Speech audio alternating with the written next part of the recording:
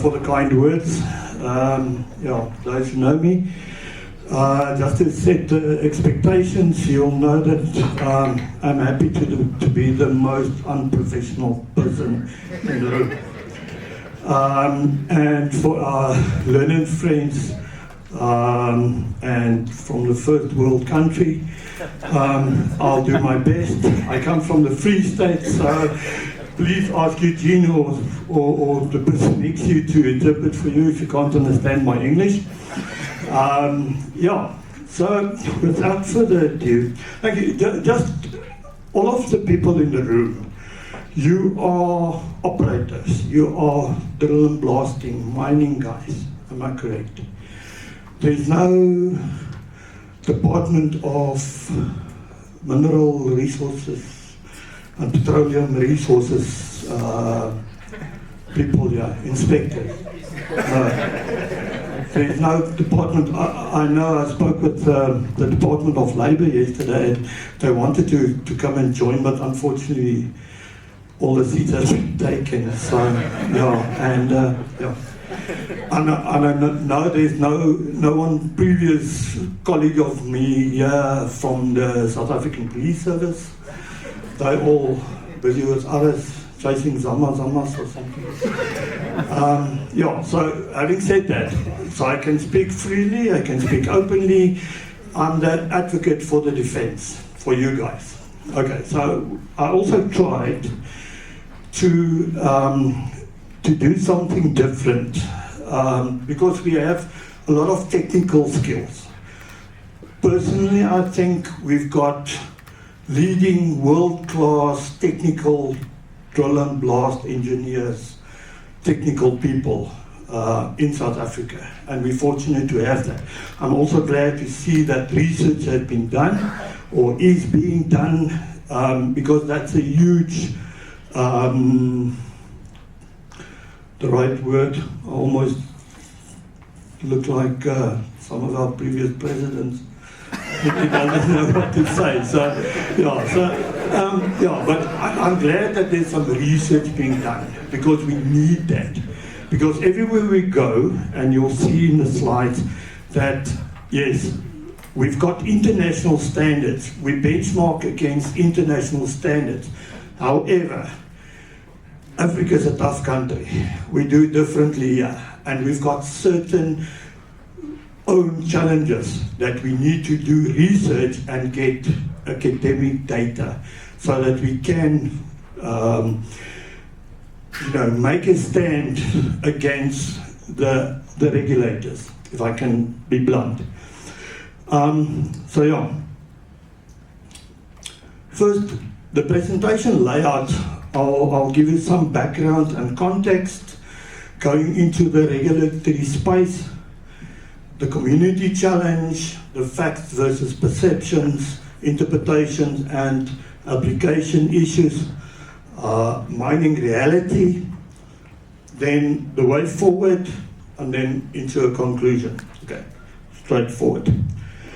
So, first of all, we need to acknowledge that mining is not only a key contributor to South Africa's economy, but also contribute to the general standard of living. And especially the small mines, which the majority of the people today in the room is working for and managing and drill and blast for. So, not to go through everything, by the way, I did share the presentation with ERG. They can distribute nothing. Don't share it with the regulators, please, but distribute amongst yourselves, and then we can talk about it later as well. But it's important and it is critical to know that, yes, we are a small mining industry, but also we are very important to South Africa, to the very same communities that is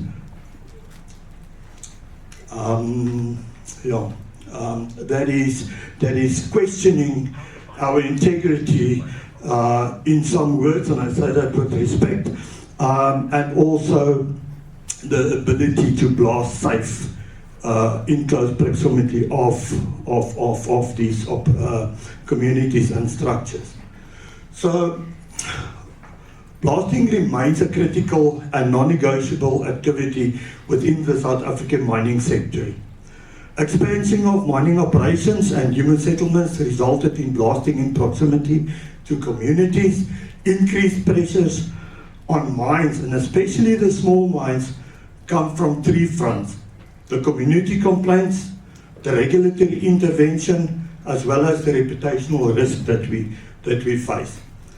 The primary regulatory instruments comes from the Mine Health and Safety Act, basically in terms of Regulation 4.7, where legal requirement to limit ground vibrations, air blast and fly rock in general is regulated and addressed. But then more specifically, Regulation 4.16.2 requires permission from the principal inspector for blasting within 500 meters. And this is our current conundrum in South Africa. The GMPR guideline for the mandatory code of practice for minimum standards for ground vibration, air blast, noise and fly rock, based on research conducted by the Council for Scientific and Industrial Research, or the CSIR. So, contradictory to popular belief that the guideline is based on, don't want to call it thumbsuck or perceptions, there was extensive research done, benchmarked against international standards and principles, leading blasting engineering principles, while we were drafting that guideline. Unfortunately, as I so often say, the guideline was changed and altered before it was sent out for signature and publication, after we as the industry agreed and were part of the whole process. So then this unfortunate tweak happened. And some of the audience people asked me, last year we discussed and argued that we will already September 2024 already finalize the review of that draft to fix many of the issues that they've changed. However, it is still not brought before the Mine Health and Safety Council due to the department's own independent benchmarking. But the fact is, they are looking for any excuse. They are even going into the environmental legislation and also going international to see how they can further that 500 meters to 2 kilometers, and some PIs already gave instruction up to 10 kilometers. So, yeah, it is what it is. So the intent is clear of the regulations or the legislations and the guideline is to protect persons, property and the environment from harm and damage. Okay, blasting operations is experienced and interpreted differently. The mine, it's an engineering activity designed and measured to be compliant. That's our vision, that is what we do. The community experience it as a disruptive event associated with nuisance and perceived damage. And the regulate represents statutory or their statutory duty to protect. So the challenge is to bridge the gap between the engineering science and social perception through credible evidence, robust processes, and sustained trust. Easier said than done. The purpose of this presentation is therefore to share knowledge and operational experience in context regarding legislation, interpretation, and the practical approach to managing these challenges. So, yes, the reality is blasting operations can be dangerous and cause harm and damage. The previous speaker showed photos and pictures. Now, I'm no structural engineer, but I know something of. So if we blast like this, and I know the persons who did this. So if we blast like this, damage like that can occur. Okay. Hopefully it plays. Yeah. Okay. Where's the sound? Okay. Sorry, you missed the sound. Sorry. Let's redo. I just want to see where the sound is because sound is important. Does it talk?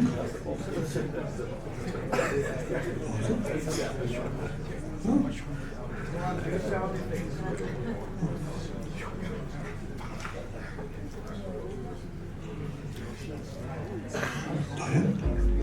Yeah. Thanks. Mine be very loud now. That's great. Okay, just right here. Is the sound coming through? No.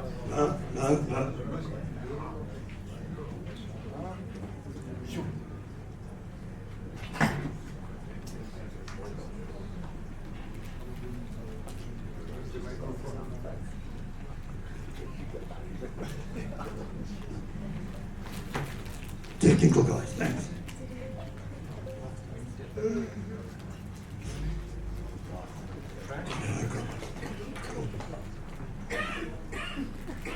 There we go.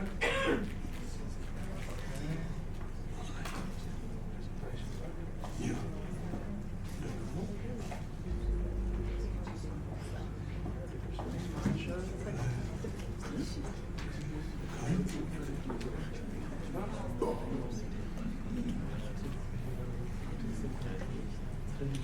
Okay. Hold on to your hard hats, everyone. There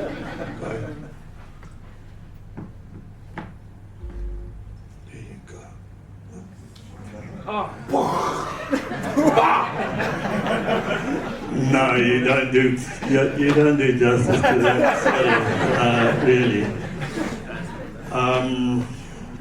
Okay, we'll fix it during the break, and if you allow me, I'll just play these two videos for you again. Okay, because yeah.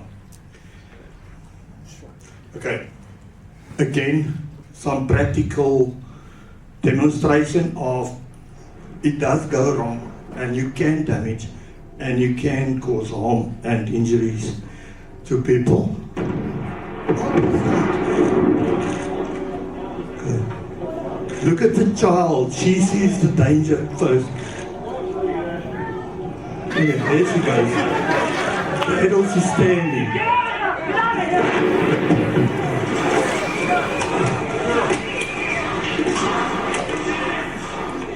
So it can go wrong.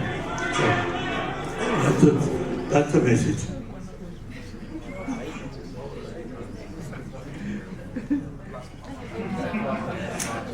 We'll fix it here. Exceeding the sound limit.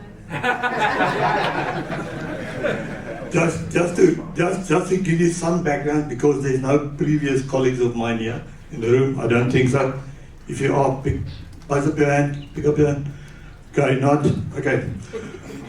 So this is what it looks like when a South African police bomb squad crew destroys 100 tons of explosives within explosives ordnance and those type of things. So when I first joined the mining industry in 2010, coming from SAPS bomb technicians, I was looking at this mine blast and I said, what the hell is going on here? This is terrible blasting. We used to something that shows, man. so then I was, ever since it's 2010, so in the past 16 years, I've learned something. I know that this is not a spectacular blast. Okay, so the regulatory landscape, the mine health and safety regulations, and supported by the GMPR guideline, provide the objective science-based limits for the protection of structures and people.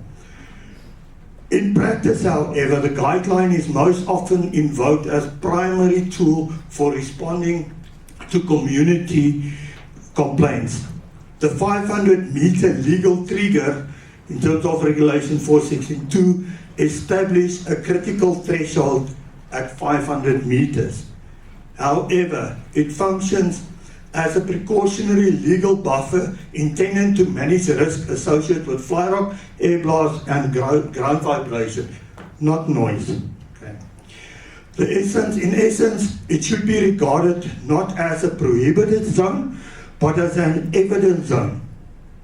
Inside this boundary, operational decisions must be supported by documented risk assessment and stakeholder engagement. It is not a scientifically derived danger radius, but the point at which the compliance burden increased significantly. The guideline is increasingly utilized as a difficult response to the community complaints. Application is often driven by socioeconomic pressure, political expectation, and public perception, rather than by site-specific scientific evidence. Analysis of complaint data shows a clear trend. Most reports come from the communities. Complaints relating to formal infrastructure such as SANRAL, Eskom, Transnet are comparatively few. Substance of most complaints does not relate to structural damage. Primary concerns is based on nuisance-related noise, dust, ground vibration, and associated fear and anxiety. The regulator is in a difficult position. Its legal obligation to respond to every complaint received. Given the limited tools available, the guideline is frequently used even in instances where the core issue is perception rather than measurable risk. The core challenge is to address both the technical requirements of the law and the social realities. This missing perception does not resolve the issue, must be managed, but it must be managed alongside engineering compliance. So here, some of you, I on purpose did not put on the branding, but I know it's the second time this operation is shown this morning. Okay. So this operation, blasting operation, commenced in 1956, and it talks to the principle in the guideline, talks to who came first and the encroachment. So this is the reality. This blasting operations commenced in 1956. So this first picture is how the environment or the surrounding community looked September 2010. And in May 2023, this is how it looks. So the guidance from the DMPR, which we as the industry had influence and to a lesser extent, but some influence and impact in, we specifically put that paragraph in the guideline to guide industry, but also to guide the regulators. Okay.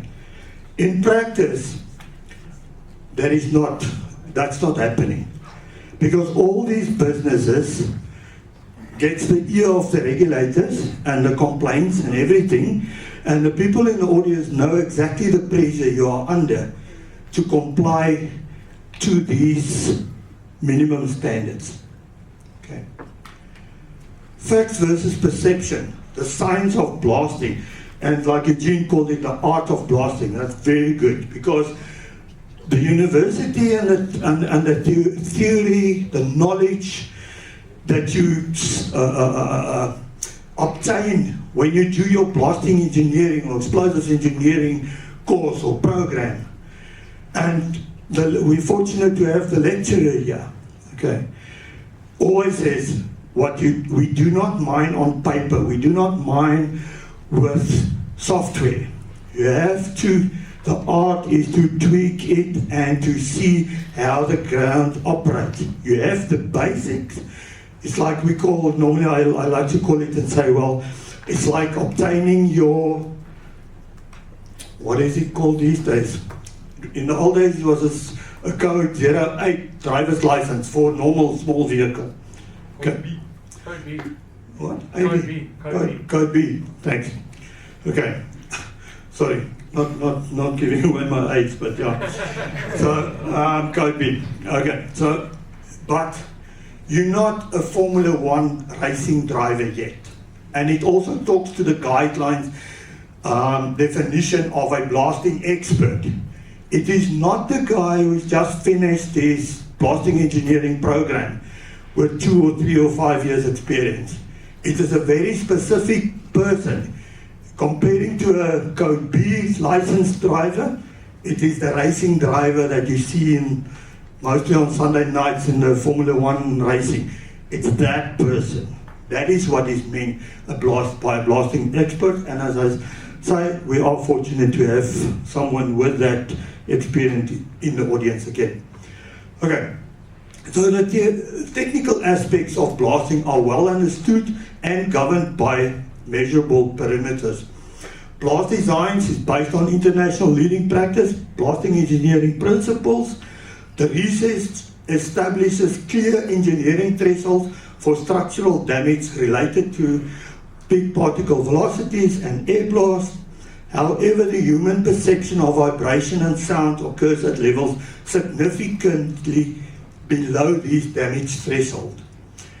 We used to say in the industry, and yeah, as I said, we were, because we were doing blasting like in that video that apparently blew the speakers. We were used in the SAPS, when we do these type of distractions, we were used to complaints. At that stage, it was a different environment. We could go to the fly school at the airstrip, there at Kroonstad, and the safety officer from the military will go there because they were the safety and the commander for the military, the South African Defence Force bomb technicians. We worked closely together, and they would go in there and we'll tell him, listen sir, it's your flight school, you say that we damaged your building, so how long have you been operating this flight school here? I said, no, 3 years. I said, okay, this is the South African Defence Force. This range has been here for 75 years. You knew when you built this flight school, you should have built a proper structure. So stop wasting our time, fix your structure, and we go on. I know it's not that easy in this day and age, in your environment. That's why I say, I've been there, I'm the advocate for the defense now. Okay. The difference is further influenced by environmental factors such as the geology, water tables, weather conditions, and the quality of construction, quality of the construction of the structures. As a result, there is often disconnect.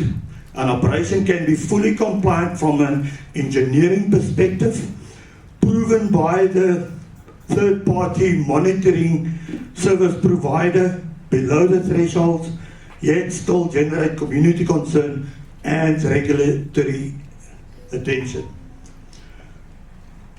Fact-based decision-making ensure a safer, more sustainable future for us all. So then facts versus perception. Blasting is designed using software but executed in a dynamic field environment. Therefore, okay, sorry. Continue. Thanks, Jenny.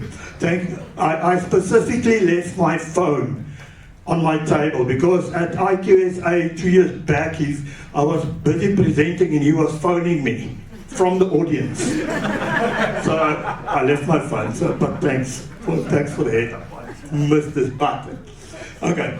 So when let's start again for any sake. Can you see? So blasting is designed using software but executed in a dynamic field environment. Therefore, robust quality assurance, quality control, predictive modeling, and actual blast monitoring are essential. When the guideline is applied without consideration of site-specific conditions, baseline data, and the distinction between damage and nuisance, it can lead to outcomes that do not effectively serve either the operation or the community. The path forward requires that technical compliance be presented together with contextual evidence, structural surveys, environmental data, clear record of monitoring, decision based on risk and not on perception. The challenge arises in application.